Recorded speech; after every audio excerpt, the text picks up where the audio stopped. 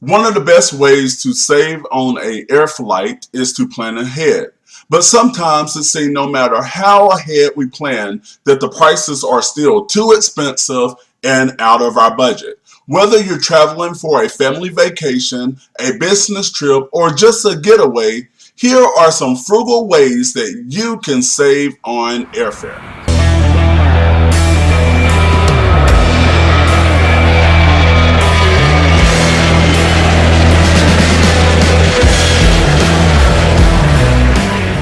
The first thing that I would encourage you to consider is shopping around online. Many airlines offer their lowest available fares to customers who purchase their tickets on the web. You may want to consider signing up for last-minute specials and email alerts from the airlines. Sign up for free alerts. You must realize that most online booking sites offer airfare alerts that will ping you when prices begin to fall. It is a great idea to follow airlines on their social media pages as well. There are a ton of iPhone, Android, and computer apps that will allow you to set alerts for flights that you want. These apps will tell you when prices fall in and out of your budget, and also when new flights have been added. Another way that you can cut back on airfare is to consider traveling on the off-peak hours, days of the week, and also seasons. Travel costs are generally lower during the months and weeks and times when children are in school. Families can also cut back on their travel fare by traveling on the off-peak days, which typically are Tuesdays through Thursdays, and buying your tickets at least 2 to 3 weeks in advance. Booking at the right time is key. The sweet spot for the best pricing on airfare is somewhere around 45 to 90 days before the departure date. Booking too early can lock you in at a high rate, and booking too late will most definitely lock you in at a high rate, especially if the plane is almost full.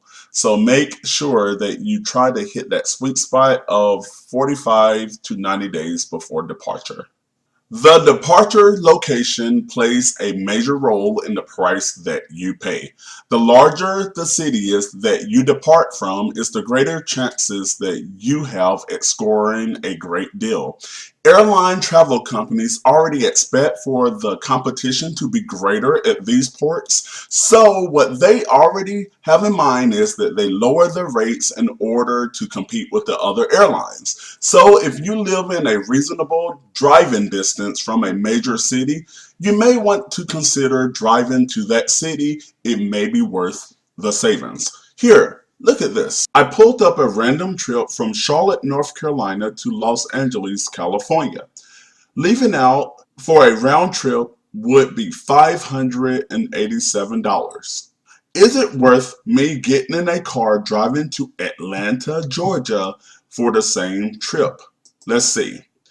Leaving out from Atlanta, Georgia to Los Angeles, California, it would be $346. That is $241 in savings. Now, for a family of 4, the savings would be $964. So if your family wanted to go across trip, would $964 in savings be worth the 3-hour drive? In my case, it would be. So when you are taking trips, consider departing from a major city. Use your credit card to your advantage. Using a credit card in a smart way is a great way to score free flights and discounted flights, especially if you travel for work.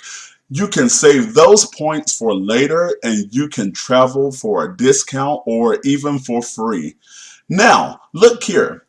Even if you decide to travel with the same airline company over and over, every time that you fly with them, you will accumulate points. And then you can in turn use those points to go toward your present trip as well. One way that I save a lot of money on my air flight is using Groupon. Using Groupon Getaways offer over 1,000 deals on hotels, excursions, cruise, and also flights. A lot of the trips that you will see on Groupon Getaways that the flights are included. So therefore, it's all-inclusive, and a lot of times that those deals are what you will already pay just for the airline flight. So you can save a ton of money by using Groupon Getaways for your flights and also for your trips in general. That's all I have for you here today. I know there are many ways that you can save money on your air flights, and I would love to hear from them. So if there's something that you would like for everyone to know, please leave it in the comment section below. I would love to read it.